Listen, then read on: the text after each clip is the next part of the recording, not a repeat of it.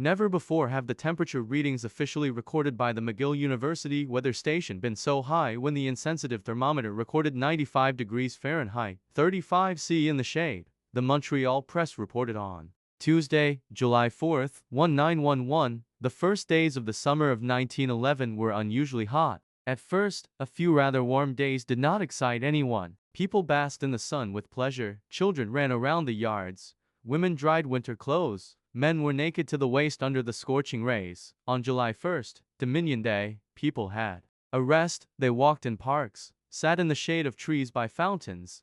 Someone went out of town to the forest for a picnic, many went boating and swam in the river. It was hot, but we didn't suffer from the heat that day. Please like this video and subscribe to this new channel and you will see many more interesting and useful things. On Monday, the residents of Montreal went to work, dressed in formal suits or work clothes as usual. Meanwhile, the thermometer crept up, and already in the first hour of the working day, many felt uneasy. It didn't take long, and everyone felt like snakes in a hot frying pan. The McGill thermometer showed a record 36 degrees Celsius. It was even hotter in the business part of the city. Among the tall stone houses and factory squares, only the thermometers were not there. The owners of the bars were the first to note the changes. The demand for spirits dropped, and cold beer, lemonade, and other soft drinks were ordered. Buttermilk quenched my thirst the best, it ended the fastest. Ice cream was in great demand. They didn't have time to cook it. Stocks of the main ingredients for cold treats were melting in warehouses. The next day, reporters specifically pointed out the outlets in the city where you can buy ice cream.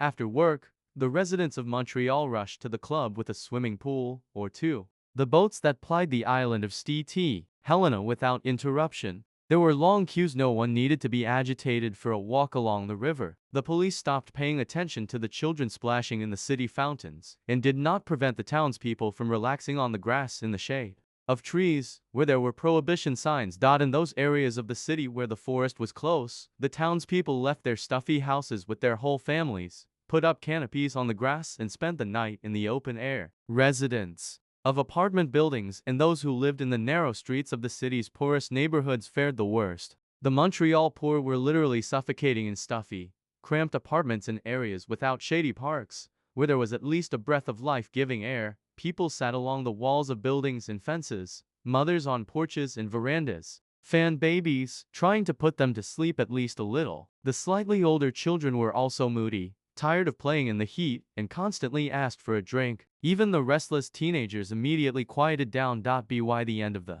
week, disturbing rumors began to spread around the city. Heat strokes began, and accidents at work became more frequent. One worker suffered burns to his hands and face after falling onto a red-hot metal grate. In Westmount, a young construction worker nearly fell off the roof from sunstroke, miraculously catching on the edge. His friends pulled the guy down in an unconscious state and brought him to his senses by dousing him with a bucket of cold water. Another Montreal man was revived after a sunstroke only at the Notre Dame hospital. Children were the most vulnerable, especially in poor neighborhoods where there was insufficient clean water and cellars for cooling food. There have been cases of poisoning with spoiled foods. Graves began to appear in the Cité de Neiges cemetery. The babies were the first to not withstand the terrible heat. They refused to eat, suffering from overheating, and starved to death. More and more white coffins were being carried to funeral services in cemetery churches. The priests did not have time to read the memorial service for the dead. The sadness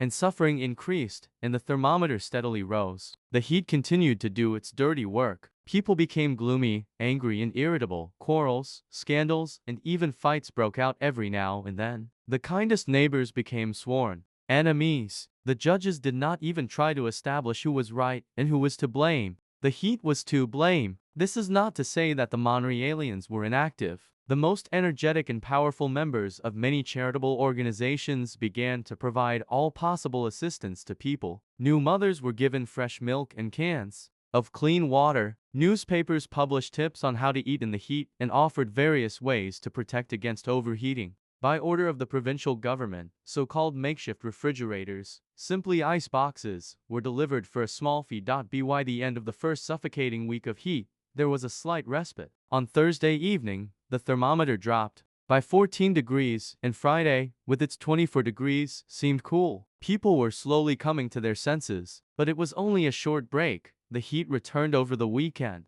All they could hear was how many people had fainted, how many hospital visitors were being treated, and how many people who were on the verge of heat stroke had been rescued by Montreal police officers who carried the injured to the safety of the riverbank.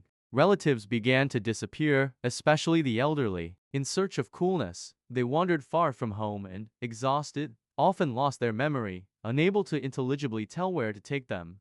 Montreal residents feared that the death toll from the unbearable heat would be high enough, but no one was prepared for the figures released on Sunday after the first terrible week of sizzling heat. It turned out that 340 children became victims of the heat, including fatal ones. The message made by a famous healer, a priest who lived in a chapel on the mountainside, plunged the Montrealians into even greater confusion. Brother Andre predicted that on July 22nd, hundreds and thousands of people would start dying from the heat. Father George Dion, the head of the Congregation of the Holy Cross, hurried to Brother Andre in order to somehow smooth out his colleague's unintentional statement. According to Father Dion, Brother Andre, being at an advanced age and, like everyone else, suffering from unbearable heat, may have been a little out of his mind after learning about the large number of child deaths. Father Dion hastened to reassure the parishioners on behalf of Brother Andre, refuting the terrible forecast for July 22nd. Indeed, on July 22nd, nothing terrible happened. The heat began to subside.